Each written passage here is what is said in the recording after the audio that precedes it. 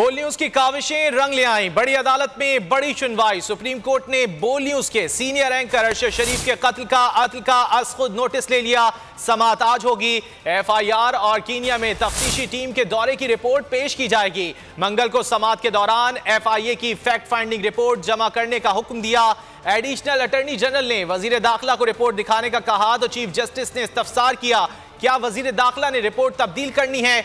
Chief justice ने remarks दिए कि मामले को संजीदगी से ले रहे हैं। सहाफियों के साथ बदसलूकी बर्दाश्त नहीं की जा सकती।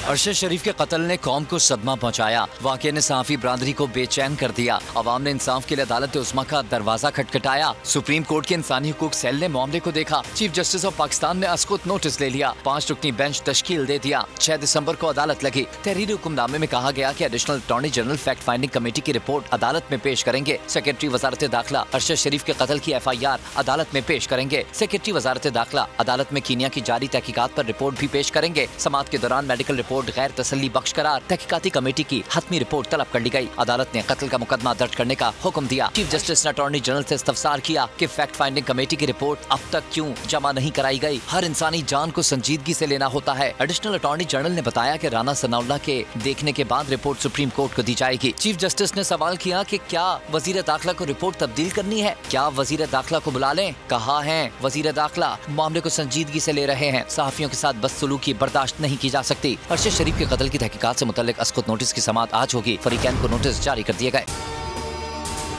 अगर आपको ये वीडियो पसंद आए तो लाइक पर क्लिक करें। तारीख में पहली बार इमरान खान, आसिफ अली जरदारी, शहबाज शरीफ, मरियम नवाज, मौलाना फजल रहमान और बिलावल भुट्टो सब एक साथ चला रहे हैं सिर्फ बोल पर। सबसे ज्यादा व्यूज और सबसे ज्यादा रेटिंग के साथ बोल आज भी रहा नंबर 1 पर। सब्सक्राइब करें और बेल दबाएं ताकि कोई खबर रह न जाए।